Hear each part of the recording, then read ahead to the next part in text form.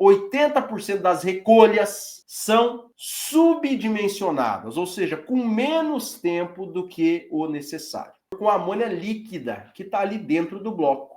A coisa mais importante que vocês têm que aprender aqui é aumentar o tempo de recolha.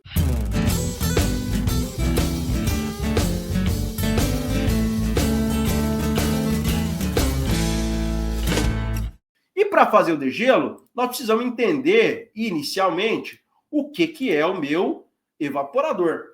Então, basicamente, pessoal, nosso evaporador, a gente tem algumas linhas aqui. Nós temos, essencialmente, 3 linhas que conectam dentro do evaporador.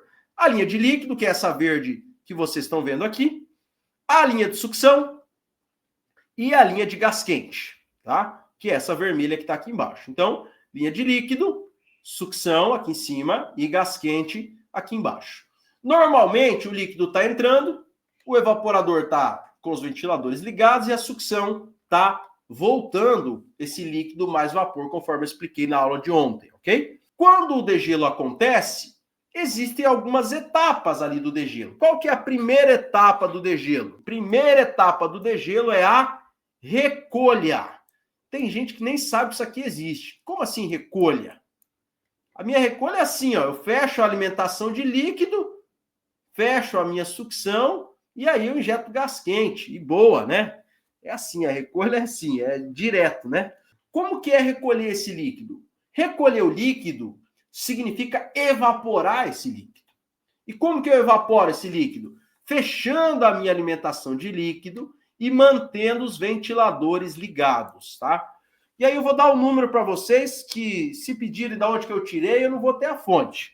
Mas eu poderia dizer que pela minha experiência, pela vivência que eu tenho aí, que não é muita, mas já é alguma coisa, pelas instalações que eu conheço de refrigeração, que já devem estar beirando aproximadamente umas 50 salas de máquina diferentes, eu imagino, arrisco a dizer, tá? Arrisco a dizer, de que algo em torno de 80% dos degelos, 80% das recolhas são subdimensionadas, ou seja, com menos tempo do que o necessário.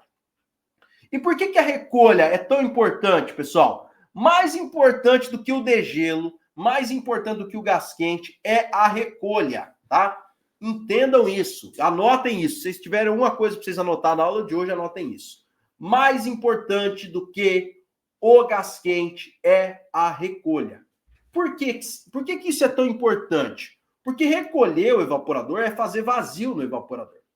Quando a recolha não é bem feita, todo esse bloco do evaporador aqui, ó, vou colocar aqui uma opção de ponteiro, uma caneta. Tudo isso aqui, ó, vai ficar cheio de amônia líquida.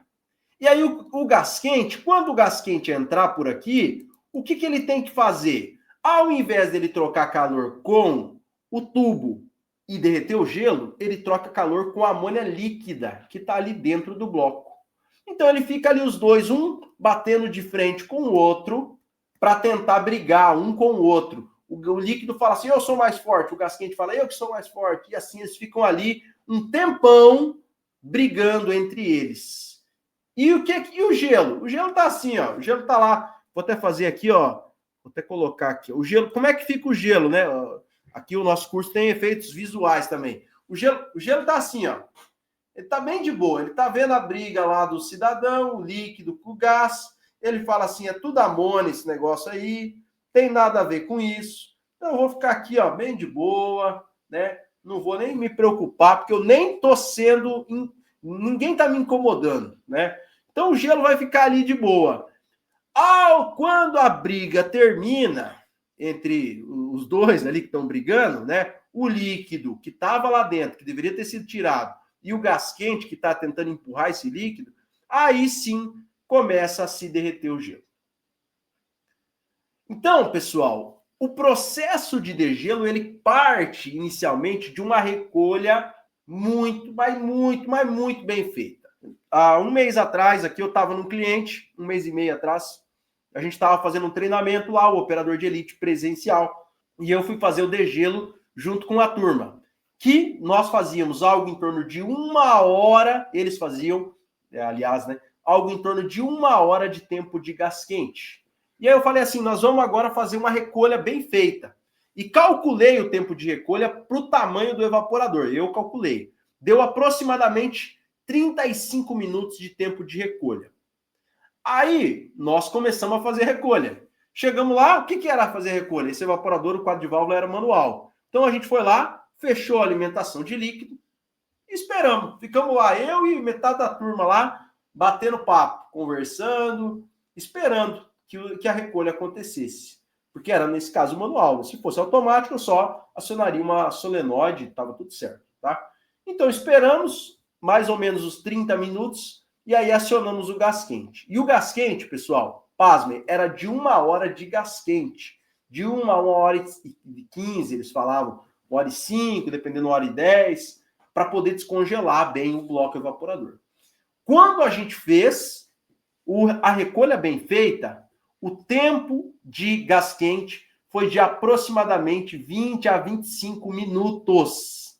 Então, nós reduzimos algo em torno entre 60% do tempo de gás quente do meu bloco evaporador.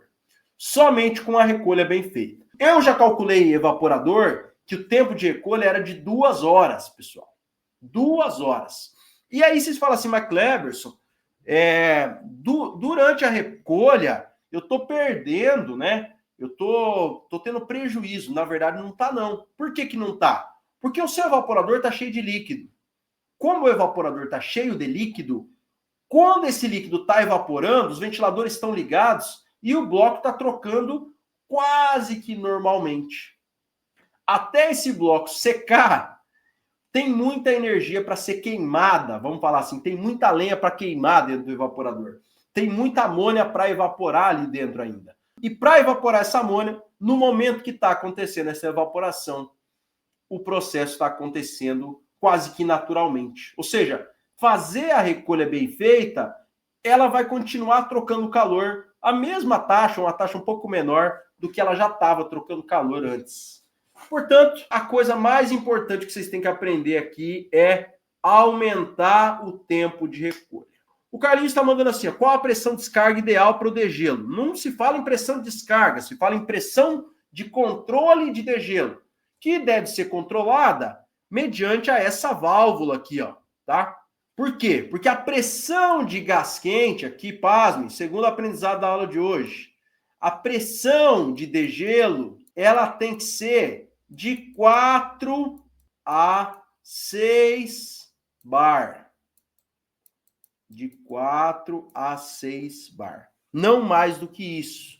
Por quê? Porque o meu evaporador não foi feito para suportar 14 bar, tá? Só para vocês terem uma ideia. Tem gente que faz degelo com 12, com 13, com 14. O evaporador treme tudo, tá? Isso é um risco mais imenso, imenso, imenso, imenso para a segurança de vocês todos, tá? Então, pressão de controle de degelo é de 4 a 6 bar. Por que 4 bar? Porque em 4 bar, a gente vai ter uma temperatura na amônia de 4,46 graus Celsius. Isso significa, pessoal, que nessa pressão já é suficiente para derreter o gelo. Quantos graus que o gelo derrete? Com 0, né?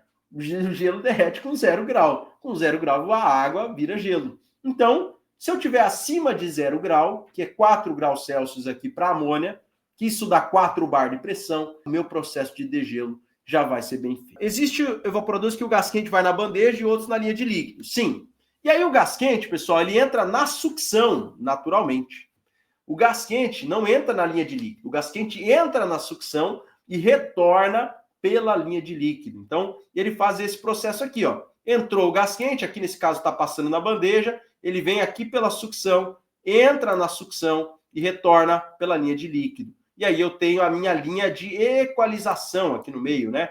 Ou retorno do degelo, com a válvula do tipo CVP, controle de pressão, válvula solenoide, ou uma boia de controle de nível de líquido, tá? De drenagem de líquido. E esse retorno vai vir aqui para a minha linha de sucção, aqui para trás, digamos assim, da linha de sucção, conforme vocês estão vendo na imagem, tá? Essa recolha funciona como fluido secundário? Não, essa recolha funciona como evaporação normal, é funcionamento normal do evaporador, ok? Aonde o processo é manual? A mesma coisa. Mesma coisa, tá? O que interessa mesmo não é nem tanto a vazão do gás quente, mas o quanto eu consigo fazer com que esse gás quente se transforme em líquido. Isso é o que mais importa. Por quê? Porque no processo do degelo, o evaporador se torna um condensador. Significa dizer, pessoal, que nesse momento os papéis se invertem. O evaporador vira um condensador, ou seja, entra gás, entra vapor, entra gás quente e sai o quê? Líquido. Quanto mais eu conseguir que isso aconteça, que é a troca na região de calor latente, melhor vai ser o meu processo de degelo. Se o gás quente só passar e voltar para o meu separador, ele começa a aumentar a pressão do separador, ele arrasta o líquido, ele aumenta a pressão do separador, aumenta a pressão de sucção do compressor e o degelo não é bem feito, é um prejuízo. Então eu preciso reter esse líquido, é por isso que o pessoal da Danfoss tem essa boia aqui, ó, que é uma válvula aqui de drenagem de líquido, que é muito boa, tá? Muito boa, funciona, nossa, violentamente, é uma coisa assim espetacular, tá? Então, isso é uma coisa muito boa, tá?